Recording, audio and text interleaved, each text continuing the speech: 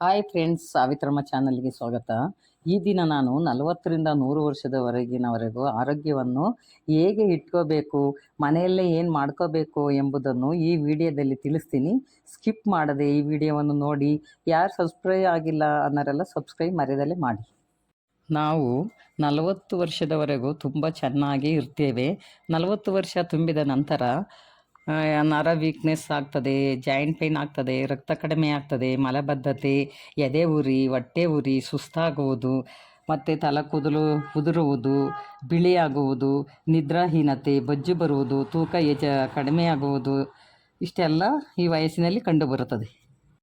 ಈ ವಯಸ್ಸಿನಲ್ಲಿ ಎಷ್ಟೋ ಜನರಿಗೆ ವಿಟಮಿನ್ ಕೊರತೆಗಳು ಇರುತ್ತದೆ, ಹಾಗೂ ನಮ್ಮ ಹೊಟ್ಟೆಯಲ್ಲಿ ಒಳ್ಳೆಯ ಬ್ಯಾಕ್ಟೀರಿಯಾಗಳು ಇರುತ್ತದೆ ಮತ್ತು ಬೇಡವಾದ ಬ್ಯಾಕ್ಟೀರಿಯಾಗಳು ಸಹ ಇರುತ್ತದೆ. ಒಳ್ಳೆಯ ಬ್ಯಾಕ್ಟೀರಿಯಾಗಳನ್ನು ಕಾಪಾಡಿಕೊಳ್ಳಲು ನಾವು ಪ್ರತಿದಿನ ಹಸಿರು ಸೊಪ್ಪು, ತರಕಾರಿಗಳು, ನಾರಿನಾಂಶ ಇರ್ತಕ್ಕಂಥ ಆಹಾರವನ್ನು ಸೇವಿಸಬೇಕು. ಈ ವಯಸ್ಸಿನಲ್ಲಿ ನರ ವೀಕ್ನೆಸ್ ಆದಾಗ, ನಿದ್ರೆ ಮಾಡುವಾಗ, ಕುಳಿತುಕೊಂಡಾಗ ಮತ್ತು ಸ್ವಲ್ಪ ನಡೆದಾಗ ಕಾಲು ಜೋಮು ಹಿಡಿಯುವುದು, ಪಾದ ಉರಿ, ಹಾಗೂ ಸ್ವಲ್ಪ ಕೆಲಸ ಮಾಡಿದರೂ ಕೆಲಸ ಮಾಡದೇ ಇದ್ದರೂ ಅವರಿಗೆ ಹೆಚ್ಚು ಸುಸ್ತಾಗುತ್ತಾ ಇರುತ್ತದೆ. ಕೆಲಸ ಮಾಡಲು ಲವಲವಿಕೆ ಇರುವುದಿಲ್ಲ. ಇದು ಬಿ12 ಕೊರತೆಯಿಂದ ಬಂದಿರುತ್ತದೆ. ಬಿ12 ಇರುವ ಆಹಾರವನ್ನು ತೆಗೆದುಕೊಳ್ಳಬೇಕಾಗುತ್ತದೆ. ಫ್ಯಾಟ್ ಫಿಶ್, ಬೆಣ್ಣೆಹಣ್ಣು, ಬೇಳೆಕಾಳುಗಳು, ಮೊಟ್ಟೆ, ಮೀನು, ಬೀನ್ಸ್ ಕಾಳುಗಳು, ಹಸಿರು ಸೊಪ್ಪು, ತರಕಾರಿಗಳನ್ನು ಹೆಚ್ಚಾಗಿ ಸೇವಿಸಬೇಕು.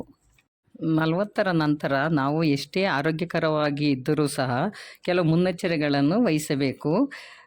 ದಿನಕ್ಕೆ 2 ಬಾರಿ ಮಾತ್ರ ಚಹಾ ಕುಡಿಯಬೇಕು, ಹೆಚ್ಚು ಕುಡಿಯಬಾರದು. ಸಂಪೂರ್ಣವಾಗಿ ಚಹಾ ಕುಡಿಯೋದನ್ನು ಬಿಟ್ಟರೆ ಒಳ್ಳೆಯದು. ಹಾಗೂ ದಿನಕ್ಕೆ 2ರಿಂದ 3 ಲೀಟರ್ ನೀರನ್ನು ಕುಡಿಯಬೇಕಾಗುತ್ತದೆ. ಇದು ಕುಡಿಯುವುದರಿಂದ ಹೊಟ್ಟೆ ಶುದ್ಧಿ ಆಗುತ್ತದೆ, ಮಲಬದ್ಧತೆ ಕಡಿಮೆ ಆಗ್ತದೆ, ಕೊಲೆಸ್ಟ್ರಾಲ್ ಕಡಿಮೆ ಆಗುತ್ತದೆ. ನಿಮಗೆ ವಯಸ್ಸಾದಂತೆ ಅತಿ ತಣ್ಣನೆಯ ನೀರನ್ನು ಕುಡಿಯುವುದನ್ನು ನಿಲ್ಲಿಸಿ, ಬೆಳಿಗ್ಗೆ ಎದ್ದ ತಕ್ಷಣ ಖಾಲಿ ಹೊಟ್ಟೆಯಲ್ಲಿ ಬೆಚ್ಚಗಿನ ಅರ್ಧ ಲೀಟರ್ ನೀರನ್ನು ಕುಡಿಯುವುದು ದೇಹಕ್ಕೆ ಒಳ್ಳೆಯದು. ಕನಿಷ್ಠ 8 ಗಂಟೆಗಳ ಕಾಲ ನಿದ್ರೆ ಮಾಡಬೇಕು. ಮೊಬೈಲ್ ಕರೆಗಳು ಬಂದರೆ ಎಡಗಿವೆಯನ್ನೇ ಉಪಯೋಗಿಸುವುದು ಒಳ್ಳೆಯದು.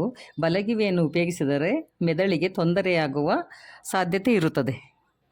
ಈ ದಿನ 1 ಚಮಚ ಬಿಳಿ ಎಳ್ಳು ಆದರೂ ಸರಿ, ಕಪ್ಪು ಎಳ್ಳನ್ನಾದರೂ 1 ಚಮಚ ಉಪಯೋಗಿಸುವುದು ಒಳ್ಳೆಯದು. ಇದರಲ್ಲಿ ಕ್ಯಾಲ್ಸಿಯಂ ಜಾಸ್ತಿ ಇರುತ್ತದೆ, ಮೂಳೆಗಳು ಗಟ್ಟಿಯಾಗುತ್ತದೆ. ಫಾರ್ಮೆಟೆಡ್ ಫುಡ್ಡನ್ನು ತೆಗೆದುಕೊಳ್ಳಬೇಕಾಗುತ್ತದೆ. ಇದು 5 ಸಿರಿಧಾನ್ಯಗಳು. ಇದರಿಂದ ಇಡ್ಲಿ, ದೋಸೆ ಮಾಡಬಹುದು ಮತ್ತು ವಿಟಮಿನ್ ಬಿ12 ಹೆಚ್ಚಾಗಿರುತ್ತದೆ. ಜೀರ್ಣಕ್ರಿಯೆಗೆ ಒಳ್ಳೆಯದು. ಜೊತೆಗೆ ಎಲ್ಲ ಪೋಷಕಾಂಶಗಳು ಸಿಗುತ್ತದೆ. 6ನೇ ದಿನಕ್ಕೆ ರಾಗಿ ಅಂಬಲಿ, 7ನೇ ದಿನದಲ್ಲಿ ಅನ್ನದ ಗಂಜಿ ಮಾಡಿ ಸೇವಿಸುವುದು ಒಳ್ಳೆಯದು. ಜೀರ್ಣಶಕ್ತಿ ಸಮೃದ್ಧಿಯಾಗಿ ನಡೆಯುತ್ತದೆ, ಆರೋಗ್ಯ ಚೆನ್ನಾಗಿರುತ್ತದೆ. ಇನ್ನು ಯಾವುದೇ ರೀತಿಯ ಪೋಷಕಾಂಶಗಳ ಕೊರತೆ ಬರುವುದಿಲ್ಲ. ವಯಸ್ಸಿನ ನಂತರ ಕಡಲೆ ಬೀಜವನ್ನು ನೆನೆಸಿ ಅಥವಾ ಬೇಯಿಸಿ ತಿನ್ನುವುದು ಒಳ್ಳೆಯದು, ಅಥವಾ ಜ್ಯೂಸ್ ಮಾಡಿ ಆದರೂ ಕುಡಿಯಬಹುದು. ಇದರಲ್ಲಿ ಪ್ರೋಟೀನ್ ಅಂಶ. 40ರ ವಯಸ್ಸಿನ ನಂತರ ಗ್ರೀನ್ ಜ್ಯೂಸನ್ನು ಸೇವಿಸುವುದು ಒಳ್ಳೆಯದು.